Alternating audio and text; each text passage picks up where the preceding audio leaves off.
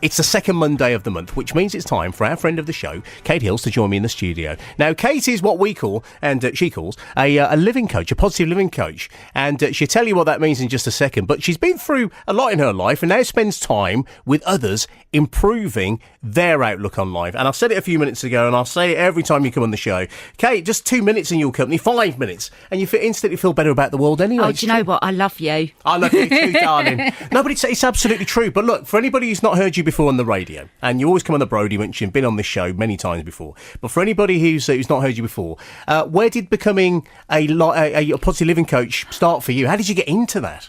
Well, it was quite a few years ago, actually. It's over 15 years ago now, which is like such a long time ago. But I think it was because for so many years, even thinking back to my childhood, I couldn't say that I had a really bad childhood, but there were aspects of it that weren't good.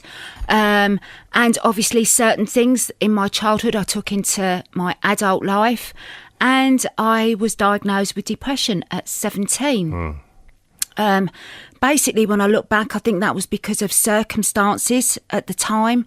But yeah, I spent a lot of years on and off medication and really got to a point, it was like, is this what my life is going to be like? I don't want this because this isn't living.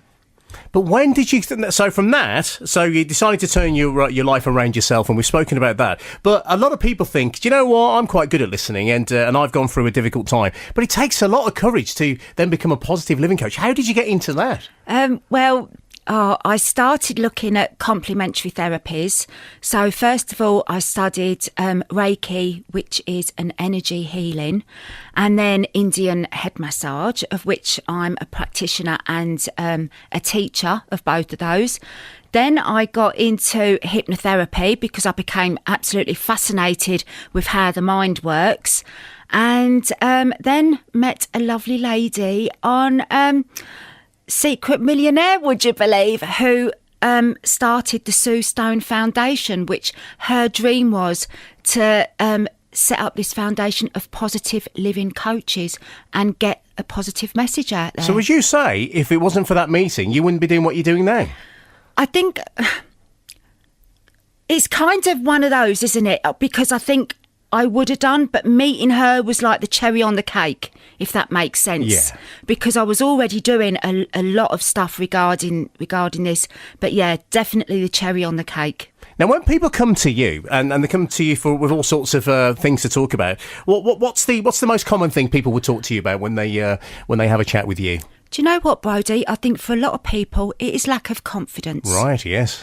And we've touched on it previously. Absolutely. Before about sort of things that we hear from parents, teachers, siblings, bullies at school, and we kind of take these comments on and they become our own inner dialogue. Yes. And we accept them to be our own, and it's like, why are you listening to people that are telling you things that aren't true about yourself?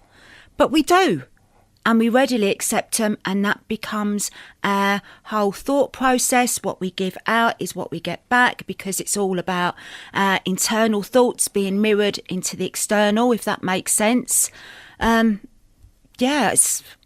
I don't know what more to say, really. No, I think you've summed it up. But let's talk about what you've decided to talk about, because every time you come on the show, once a month, there's always a theme, isn't there? So tell me what we're going to be talking about in a second. Well, I've had a lot of people actually talk to me, and I'm just noticing more people's kind of self-talk, things they say about themselves, and things that have happened to people in the past. And it's like, but the past doesn't define you. Yes. And I'm living testimony to that. Okay, well, look, what we're going to do, we're going to talk about that in a few minutes and talk about what anybody can do if they're listening to the show this afternoon and feels defined by what's gone on in the past, whatever direction that might go. So you're right to stay there. Oh, yes. Right, we'll continue our conversation with our positive living coach, Kate Hills, after Johnny Bristol. And hang on in there, baby, in just a moment. Pure Drama on BBC One. Now, joining me on the show, as she normally does, once a month, and in between on the Brody Bunch, of course, it's our positive living coach, Kate Hills. So it's important, isn't it, Kate, whenever you come on, to actually get to know you every single time, because some people might think, "Who's she giving me advice? Who's this one here? Do you think you are, love?" I wouldn't blame them either, to be perfectly honest. But the thing is about you, you've lived this life yourself. You've turned your own life around, and what you do now, you give back, and you try and do the same for other people. So we talked earlier on. Part of what you've come on to share today is your story, showing that your past doesn't define you. Take me through why you've decided to do that again. Well, like I say, because recently I've been noticing how people talk about themselves, especially when they're talking about their past and things that have happened to them. And I've got to a point in my life where, I talk about my past as in sharing it with other people, just to really say, do you know what? If I can do it, anybody can. Because, I've experienced things in my life like being a single parent, domestic violence, having a partner that was an alcoholic. The list is endless. I could go on and on and on. But I'm not, because for the simple reason that doesn't define who I am.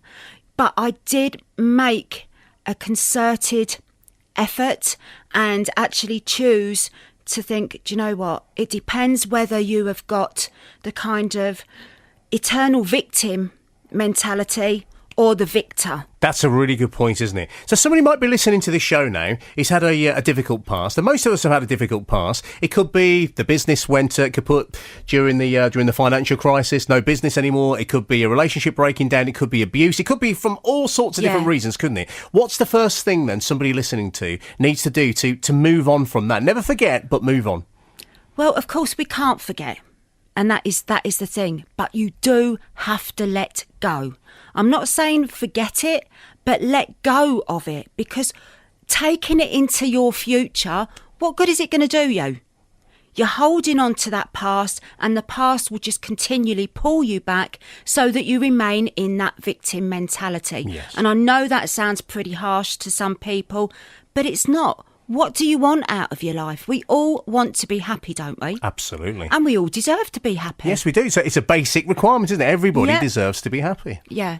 So what's the first thing then? So you move away from that victim mentality. Now, is it a case of it's best to go and talk to somebody if there's any issues going on, or is there lots of things we can do ourselves? There are things we can do ourselves, but to get back to what you just said, I do feel it's very important, depending on what you've gone through, because if it is, some sort of abuse, then obviously in a lot of cases we need to get the professional help. Spot on, yeah.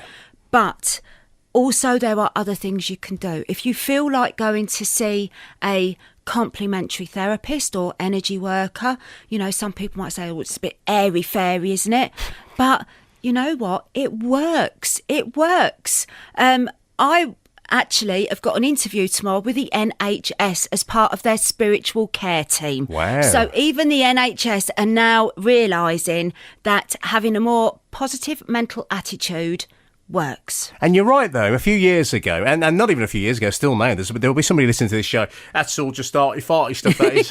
Don't mean anything, that. But so one bit of advice to anybody, then, because it's important, isn't it? So one bit of advice to give to somebody who's listening to this show who fits into the category that we're talking about today, and that is they're defined by their past. What one bit of advice would you give to them? Do you know what really helped me? Writing about it. Oh, yep. And I know I've heard people say it before, sometimes if there has been something in your life where there has been a perpetrator, we'll use that word, then write them a letter. You're never going to send it to them, but the whole physical thing of putting it down on paper, getting it out of your mind and onto that bit of paper, yes, there will be flood of emotion that comes out with it too.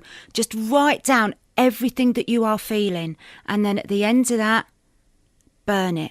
Right. It's gone. Yeah. It's gone. And that simple, because it's a positive message, symbolic message that we are sending to our subconscious mind. We've written it down on the paper. By burning it, it's gone. Okay, amazing advice. Sage advice as always. And thank you for joining us on BBC Coventry and Warwickshire. Welcome. So I'll see you in a month, right? So we'll stick that in the diary. And of course, you'll be back on the Brody Bunch no time at all. Oh, lovely. As well. Kate, thanks for joining us.